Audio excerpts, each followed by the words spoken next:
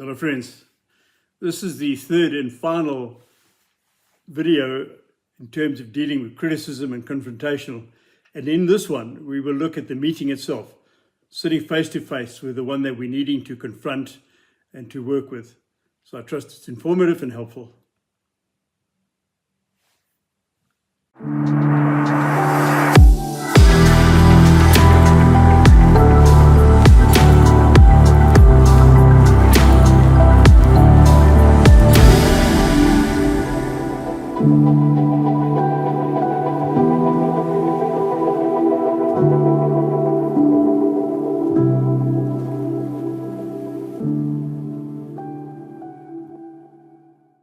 Hello friends, we've got to the third and final section of criticism and conflict, and what we're going to do now is we're just talking about the meeting, and we sit down together with the person that we are wanting to reconcile with, but also to try to bring come to a conclusion with in terms of the issues that we're facing. So what we're doing is we want to look at the facts of the issue, we want to avoid the emotion of it, the tension that is in it, and try to give them an idea of our heart in the thing. So the meeting strategy, the first thing is to try to find a neutral venue. If you try to find a venue which is either their ground or your ground, it's not very helpful. So try to find a neutral venue. And then you can open up by just greeting and honoring and say, the reason we're here, you do it in a non-accusatory way, but the reason we're here is to try to find resolution in this, to find out how we go forward from here. And then you give them the opportunity to give their side of the story. Would you explain to me again exactly how you feel? What are the issues here? What is it that you're objecting to, or what is it that you differ with me on? I would like to hear your side of the story. So you're showing interest in them. And what you do then is use questions to prompt them. The questions always enable you to steer the conversation. Questions prompt them and enable you to better understand how they see the issues, and then for you to respond to them wisely. So by asking questions, why do you feel like that? What made you feel like that? Why did that happen that way? Don't interrupt unless necessary. Allow them to speak first, and then you can go in with your question session. Don't keep interrupting them. Let them feel as though they're being heard, and allow them to give voice to their position and views. Remember that people quickly discern your heart and your intent and the emotions that you're expressing in those first few minutes. So try to keep yourself calm.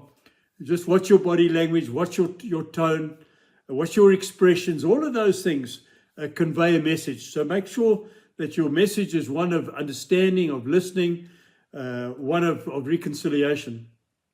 So you have to make sure that you fully prepare yourself, that you have control over your emotions. It's the emotions often that destroy the whole thing. I find it's helpful for me to divorce myself from the situation. I have had experience in that. I was some years ago in a magisterial capacity. And what you can do is you can listen to the different things and divorce yourself from it. So you're not taking sides in an issue. You don't want to take sides. What you want to do is hear the facts and then reason with the facts. So try to divorce yourself from the situation if you can, because it's the emotions that cloud the issue. Attempt to see things as a third party would. And so this will help you to have clarity and to focus on the important aspects.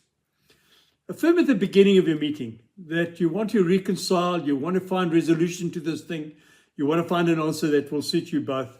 Unless, of course, it's a correction or disciplinary issue, that's a completely different thing. We're not talking about that today. But remember, how you project yourself in emotions is actually 80% of the meeting itself. You blow it there, you blow the whole thing. You lose your credibility. Now, I learned a message, or heard a message by Greg Kukel. I think it's from Stand to Reason. And he talks about the Columbo technique. It's a brilliant way of leading the meeting. So the key to the Columbo technique is we go on the offensive in a non-offensive way, with carefully selected questions that will help to advance the conversation. So firstly, we ask the questions to gather information. What do you mean by that? Why did you say that? Why do you think that? So when you ask a question, the other person gets to talk, so there's no pressure on you at that time. So at this time, you need to be discerning. You need to be listening for the reason, what is behind this thing. And so the first step is always going to be for you to gather information. Remember what we said in one of the earlier sessions, is everything is not as it seems. So you want to get it to be as accurate as you can. And once you understand this, then the second step is to reverse the burden of proof. After they've made a claim, they bear the burden of proof to justify the claim. How did you come to that conclusion? Get them to defend their story rather than you trying to refute it. You see, if you go on the offensive, it puts them on the defensive. You must say, I'm interested in your reasons for it. So what you're getting them to do is to prove why they feel that way, or why they did that, or why they reason that. Why do they want that to happen? Colossians 4 verse 6 says, let your speech always be gracious, seasoned with salt, so that you may know how you ought to answer each person. In other words, be smart, be nice, and be tactful. So here are a few pointers. First of all, guide yourself with sound and tempered reasoning and clear thinking. And we keep saying this, don't we? It's the emotions that cloud the issue. Negative emotions corrupt clear thinking and cause regrets. Attempt to present the truth clearly and persuasively. If anybody gets mad, we lose the opportunity. Getting mad or saying hurtful things means we're not listening. We're trying to win an argument. We're trying to take a scalp. Secondly, show interest and concern for the other party and maintain dignity in everything that you do. Maintain their dignity, friends. Thirdly, establish common ground. Find out where it's possible that you have common ground in those things. Affirm the points of agreement. Encourage them to give their reasons and hear them out. Number 4, the Colombo technique is question-driven. In other words, you lead it, you guide it, you disclose things, you examine through this technique by asking questions. So the questions are interactive. You're inviting them to disclose what and why they believe as they do. So your inquiries must be genuine, always seeking the truth and reality. So questions put the burden of proof on the other person, and that's what you want to do. You want to hear their point of view. You want to know why they feel that way. And it puts you in the driver's seat. It allows you to guide the discussion, enable you to make your best case. Number 5 is never attempt a frontal assault on a superior force. In other words, never be disrespectful. If it's a boss or somebody, never go frontal assault. In fact, frontal assaults in most cases are worth nothing. It just puts people on the defensive or makes them angry. Number 6, a major strategy to get information and to direct the conversation is through these questions. Try to avoid statements and use questions like, why do you think that? What do you mean? How did that happen? When you said that, what did you mean there? How did you come to that conclusion? I want to understand your reasoning. Will you help me understand? Will you tell me why you believe that? Can you see the kind of questions?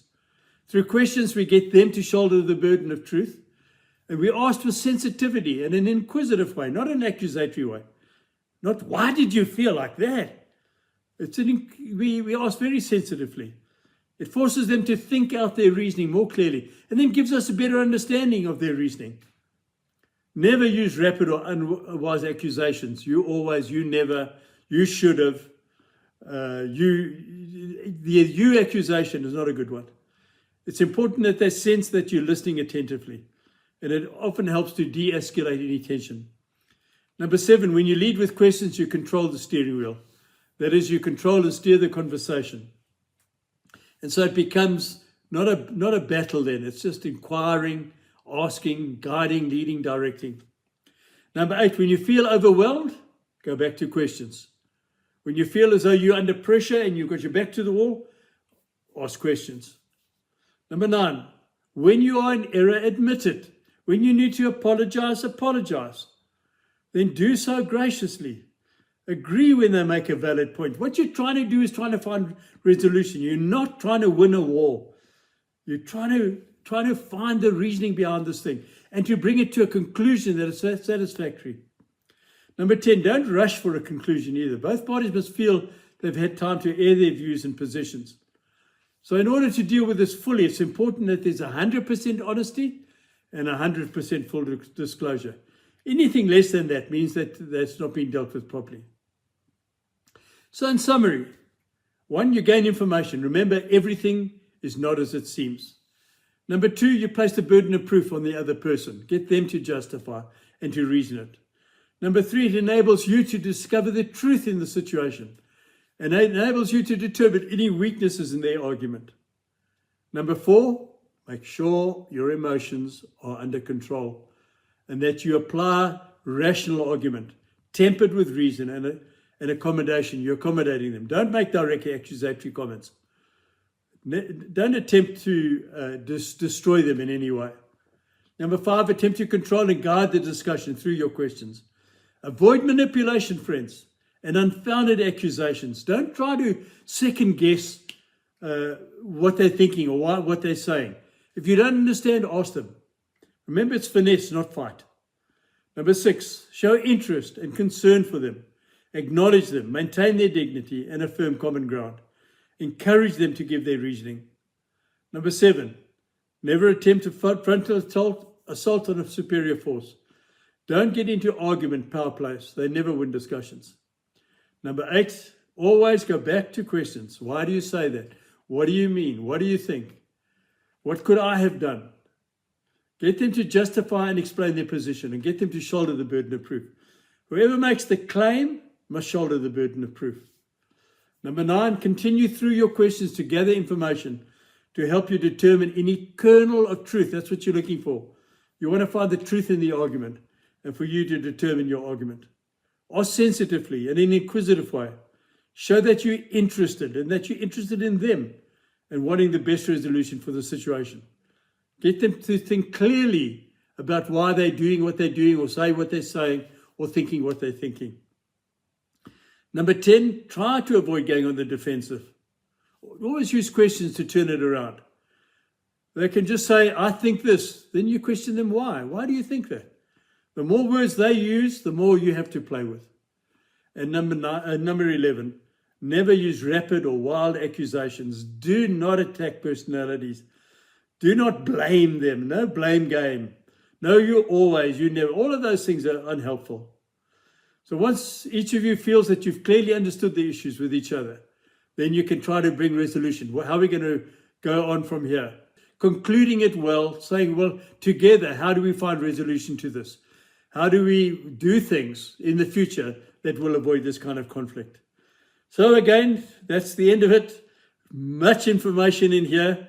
It really does need going over and over and over. And particularly if you're going into an issue, you need to do this frequently. Go through this thing, examine your heart, and just learn the skill of going into confrontation without being confrontational. God bless you, friends. I hope it's helpful.